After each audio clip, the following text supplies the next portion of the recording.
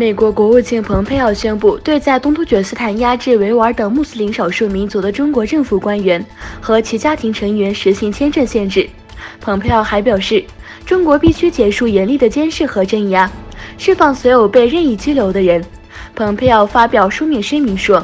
中国残酷地、系统地拘留了超过100万穆斯林，以铲除他们的宗教和文化。那些据信对拘留或虐待维吾尔人或其他穆斯林少数民族群成员负有责任或参与其中的中国官员将受到签证限制。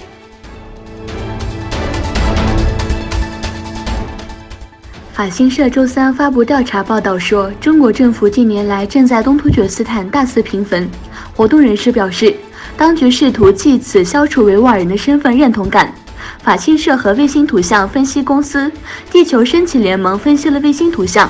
他们发现近年来数十个维吾尔人的墓地被政府拆毁。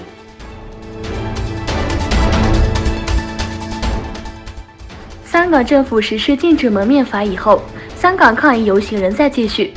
最先提出光复香港时代革命口号，主张勇武抗争的香港本土民主前线前发言人梁天琦因参与2016年汪角冲突，去年被裁定暴动罪成，连同他承认的袭警罪被判监禁6年。梁天琦等被告向上诉庭就刑期及定罪提出上诉，案件星期三在高等法院开庭审理。数百名戴口罩的支持者到法庭外声援，支持者要求释放梁天琦。巴勒斯坦基金会和宗教事务部指出，狂热的犹太人对阿克萨清真寺的袭击仍在继续，并警告以色列正在努力拖延对其后果不满意的宗教战争。巴勒斯坦基金会和宗教事务部副部长侯塞姆·埃布拉布对安纳托利亚新闻社记者说，以色列代理人和狂热的犹太人继续袭击阿克萨清真寺，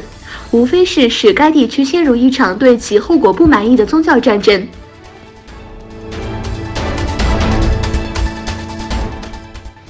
土耳其武装部队对叙利亚北部的恐怖组织发起和平之权军事行动，土耳其战机开始轰炸杰兰坡纳尔县对面的拉苏，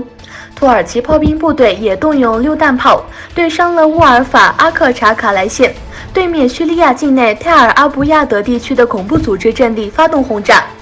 土耳其国防部宣布，陆军部队已开始针对幼发拉底河以东地区的行动。土耳其总统埃尔多安强调，我们的目的是摧毁试图在土耳其南部边境建立的恐怖走廊，